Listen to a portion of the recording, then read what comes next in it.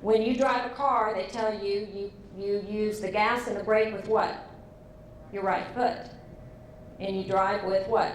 You don't drive with your elbow, you drive with your hand, right? So they give you exact instructions. If you are learning a musical instrument, we mentioned piano earlier, they tell you exactly which finger touches what key. Those are fundamentals. So they know the exact muscle, the exact bone that's supposed to create that exact movement. Therefore, when you do that over and over and over, you can develop a muscle memory pattern. But what if that changed every time? What if I went to one piano teacher who told me that certain fingers touch a certain key, and I went to another one and they told me something totally different? Can you learn how to play piano? No, you cannot. Same thing with typing. That's why you have those basic fundamentals in most of our learning process. Those basic fundamentals are in place, and it'll tell you exactly what moves what. And that's really, really important, especially when it comes to you have to learn slow motion. So you have to give the brain time to learn that movement pattern. As the brain begins to learn it and it develops memory, you can pick up the pace. Is that right? When you first drove a car, how slow did you have to drive in order to stay on your side of the road? And if you go a little bit off, you jerk the wheel around and you try to stay on your side. When you learn to type, you might know which fingers press the key, but can you just jump up there and type 100 words a minute? No, because the nervous system doesn't know how to do it. You're trying to change a swing fault. Can you change it at the speed of a swing? Can you? You cannot. And if you do, it might take you 18 months. And then the old one always creeps back under pressure, right? Well, did you ever change it to begin with? If you defy the very laws of anatomy on how you learn movement patterns and you're trying to change a swing fault at the speed of the swing, it's not going to work. It's too hard. Or you might do it at that time and then you go back the next day. Your brain doesn't have a clue what it was you did or how you did it to try to make that change. So part of neuromuscular re-education, when we're trying to change movement patterns for the swing, they have to learn it slow motion. Every one of my clients had to learn it slow motion. And they have to master the exact same movement, and we had to do it over and over and over until they did it in the correct sequence of movement. And as they learned it, we began to take different movements and we started stacking them. And that's what we call stacking. So this is the most important fundamental of muscle memory training, which is what we do at Total Approach Golf, is you actually stack the movements. You take the body apart like a puzzle, teach individual movement patterns. So I've got shoulder blades down, that was one fundamental I gave you, and now you're going to start bending from the hip. Well, your eye isn't going to like that when you try to come to the ball, because the eye is going to want to pull up. So you have all these things that you're going to have to work on to be able to hit a ball in that position with your shoulder blades down your back and more bent from the hip, right? So we have to do it over and over and over. And we're doing the shoulder blade and the bend from the hip, completely separate exercises.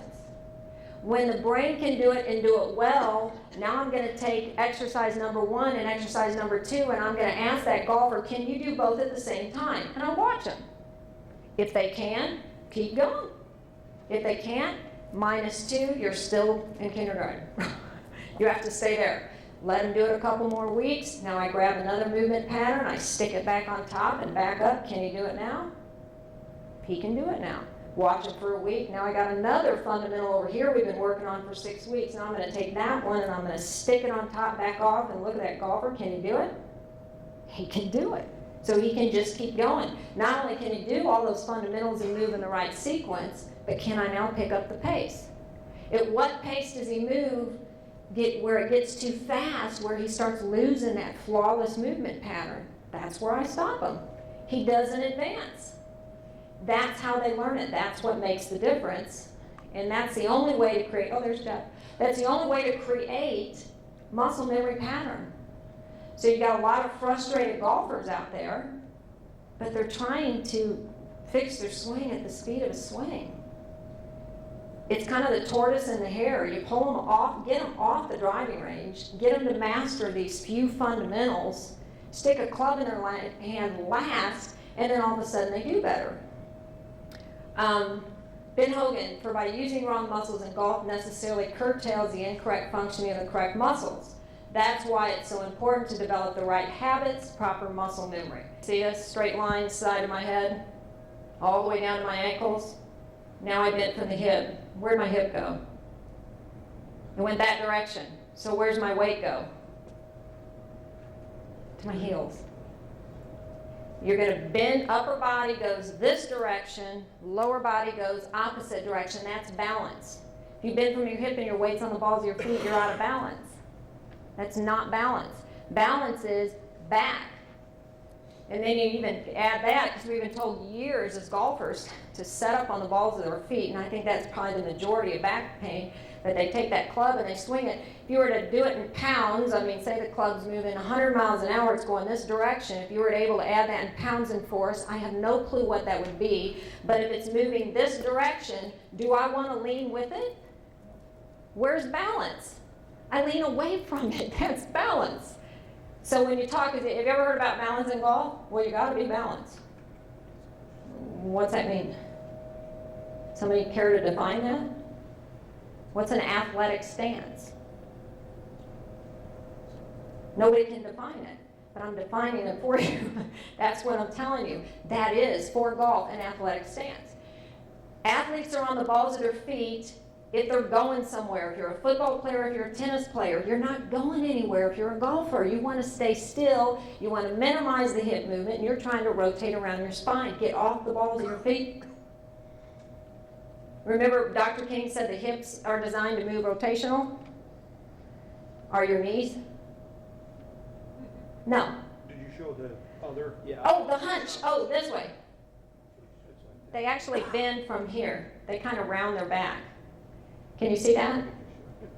The easiest way to get a golfer to do that and for yourself is you need to practice that every day. And when you bend down, your weight's going to go all the way back to your heels. It's going to end up in your hip.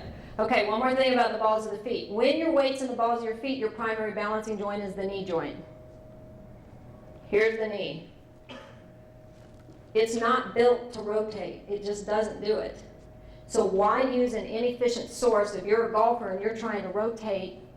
Why have the weight on the balls of your feet? Because this is your primary balancing joint. It's not designed to rotate, but that hip will rotate all day long because that's what it's designed to do. So there's another reason you want to bend from the hip and get off the balls of your feet, get back more to your heels. Does that make sense?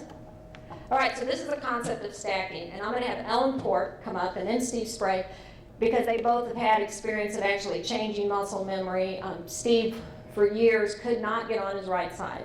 The only reason he couldn't get on his right side was because his brain didn't know how to get on his right side. He always had the capability.